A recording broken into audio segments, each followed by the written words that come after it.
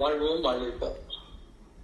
இந்த டெம்பரரி லைஃபுக்கு தான் எல்லாருமே ஓடுறாங்களே தவிர பெர்மனன்சிப்பை பத்தி அவங்களுக்கு தாக்கமே இல்லை. நல்லா யோசிச்சு பாருங்க. அப்ப அந்த பெர்மனன்சிப்பு அவங்க எதிர்பார்க்கல, ஏத்துக்கலைங்கிறதுனால அது தப்புன்னு நம்ம முடிவு பண்ணக்கூடாது. அதுதான் இப்ப ஞான பயணத்துல நம்ம தெரிஞ்சுக்க வேண்டியது.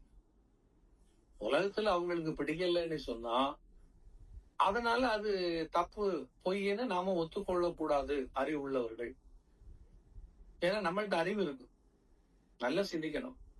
இப்ப இயற்கையே என்ன பண்ணிருக்குன்னா ஒவ்வொரு ஆளையும் தனித்தனியாக வாழத்தான் படைச்சிருக்கு, சேர்ந்து வாழ பண்ணவே இல்லை.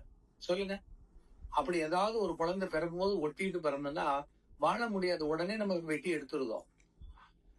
2 குழந்தையும் ஒட்டி பிறந்தது, முதுகு இதுக்கு முதுகு அது முதுகு ஒன்னாயிட்டுன்னா எப்படி நடக்கும், எப்படி படுக்கும், எப்படி சாப்பிடும், எப்படி தூங்கும், இல்லையா? அப்ப அந்த லைஃபே என்ன ஆயிருது, ரொம்ப மிசரபிள் ஆயிரும். அப்ப நம்ம என்ன விரும்புறோம், தனித்தனியா பிறக்கணும். எங்க அப்பா தான், எங்க அம்மா தான், என் கை அவங்க வச்சுக்கிட்டாங்கன்னா what's the use for me? இல்ல அவங்களுக்குள்ள கண்ணை நான் வச்சுக்கிட்டேன், எனக்கு 2 கண்ணுக்கு 3 கண் இருக்கு, அவங்களுக்கு கண்ணு 1 கண்ணு குறைவுன்னு சொன்னா இட்ஸ் குட். அம்மா தானே, அம்மாவுக்குள்ள கண்ணை நான் வச்சிருந்தேன், அம்மா கண்ணு இல்லைன்னா பரவாயில்ல, நான் வச்சுக்கிறேன், முடியுமா? அப்ப நேச்சர் எவ்வளவு டிசிப்ளினா இருக்கு பாருங்க. நம்ம அந்த இயற்கையை சிந்திக்கிறதே இல்லை, சந்திக்கிறதும் இல்லை. வாழ்க்கையின் சிக்கல்களுக்கு காரணம் இயற்கையை புறக்கணிப்பு. நன்றாக ஞாபகம் வைத்துக் கொள்ளும். நம்ம வாழ்க்கைய சிக்கல் படுறது, துன்பப்படுறது, பயமாகிறது, வாழ்க்கையில ஒரு நடுக்கம் வருது, மற்றவங்ககிட்ட நம்ம போட்டி போடுறது, இதெல்லாம் காரணம் பாத்தீங்கன்னா வாழ்க்கையில என்ன ஆகுறது, இயற்கையை நம்ம பிலீவ் பண்ணல, இயற்கையை பத்தி சிந்திக்கிறதே இல்லை, அதை ஏதோ ஒரு பொருட்டு இல்லாமல் வச்சிருக்கோம்.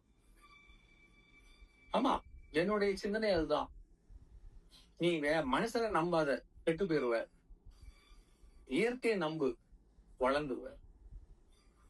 உடனே சிரிப்பான், ஆமா ஆமா, இயற்கை தான் இவருக்கு சோறு போட போகுது, இயற்கை தான் இவருக்கு பதவி கொடுக்க போகுது, மனுஷன் இருந்தா தானே ஓட்டு போடுவான், மனுஷன் தானே உன்னை பாராட்டுவான். யோசிச்சு பாருங்க, அப்படி நம்ம வளர்ந்துட்டோம். மனுஷன் பாராட்டினதுனால நமக்கு என்ன கிடைச்சது, ஒரு போலித்தனமான ஒரு மாயை. ஏன்னா இந்த உலகமே மாயையான ஒரு விஷயம். இந்த உலகத்துல ஒட்டுமொத்தமான மாயை, எல்லாமே மாயைதான், எதுவுமே நிரந்தரம் கிடையாது. பட் அதை உணர்றதுக்கு தான் இயற்கை என்ன பண்ணுதுன்னு சொன்னா தனித்தனியாகவே படைத்திருக்கு. இப்போ ஒரு தென்னை மரம், ஒரு மரம் தான், நீ ஒரு காய் போட்டா ஒரு மரம் வரும், ஆனா ஒரு மரம் 10 காய் கொடுக்கலாம். நீங்க நல்லா சிந்திக்கணும். இதுதான் நேச்சர் நம்ம கத்துக் கொடுக்கக்கூடிய பாடம். நீ ஒருவன், ஆனால் பல பேருக்கு நீ வழிகாட்டலாம், பல பேருக்கு நீ உதவலாம், ஆனா பல பேராக நீ இருக்க முடியாது.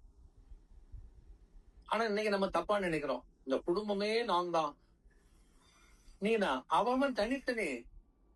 குடும்பத்துக்கு நீ உன்னால முடிஞ்சதை செய்துட்டு போகலாம், நீ குடும்பத்தை வாழ வைக்கல. It's not possible for you. அவங்க சாப்பிட்டாதான் அவங்க வயிற்று நிறையும், அவங்க தூங்கினாதான் அவங்களுக்கு பாடி ஃப்ரெஷ் ஆகும். அவங்களுக்காக நீ தூங்க முடியாது.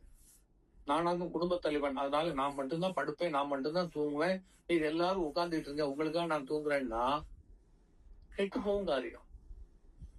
அப்ப இயற்கை என்ன பண்ணிருக்குது, தனித்தனியாகத்தான் வைத்திருக்கிறது. செயற்கையாகத்தான் மனிதர்கள் என்ன பண்ணிட்டாங்க, அது கூட்டு குடும்பம், அது இது ஏமாறுத்தனம். நல்லா சிந்திக்கணும், ஏமாற்றுத்தனம் கூட சொல்லலாம்.